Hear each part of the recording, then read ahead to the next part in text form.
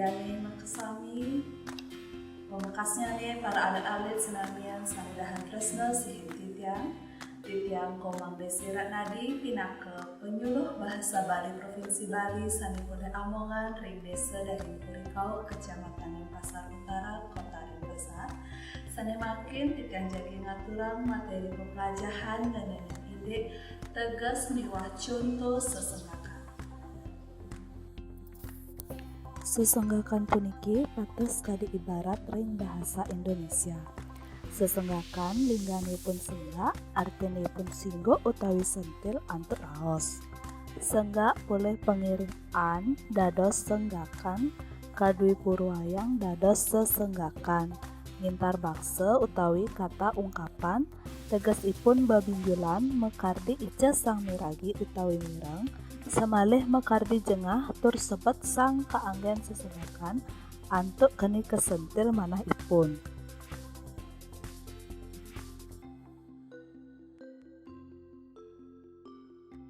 Sesenggakan puniki sekadi pelambang utawi sesimbing indik kahananan kalih polah jadme sane kaimbangan ring kahananan kalih polah buron utawi barang upami wenten anak mewaste ibalat sebilang sangkep ring banjar ipun kiap uyuk-uyuk ngengkis raris pules. Indek ibalak puniki raris anggenek sesenggakan ring banjaripune. Yen wenten murid kiap nguyuk ring sekolahan, raris kaucapang antuk timpalipune sekadi ibalak. Yening murid punika kalih ibalak miragi dhewekipune kaanggen sesenggakan, janten ipun jengah wiaden sebet kabinjulin.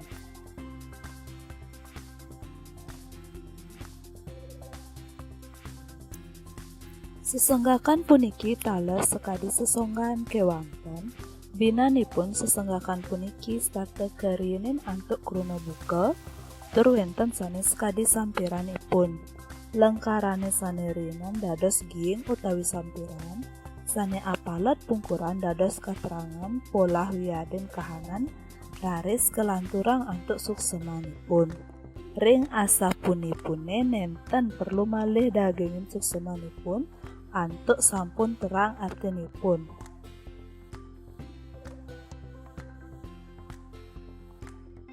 Puniki wenten mekudang-kudang imbau utawi contoh sesenggakan luweripun. Kapertama buka bantene masorohan suksemanipun. Sekadi anake sane mode perusahaan wantah ngutamaya penyaman ipune kewanten mekarya irike. Kaping kalih buka bangken gajahe joh-joh mebo. Suksemanipun sekadi anake sane mepangkat ageng utawi anak ane sugih, yening keteben antuk sengkala ortinipune maidah-idahan rauh kejaba kute. Kaping 3 buka batun buluane nglintik tuah abesik. Suksemanipun kaucapang ring anake sane nenten medue nyamau wiaden timpal, wantah ipun pedidian. Kaping 4 buka bebanone dawanan bungut. Suksemanipun sekadi anake sane demen nuturang wiaden raosang omong timpal ring anak lian. Kaping 5 buka benange kadung suba mecelebang.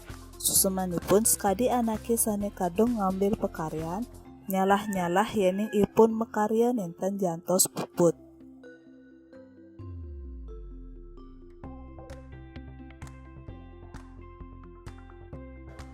Inggih adat-adat makasami asakadi asa punika titiang persidangan telah materi pembelajaran dengan makin kira langkung titiang minas bendana sedang pura maka wasalam atur puputang titiang antar para masanti santi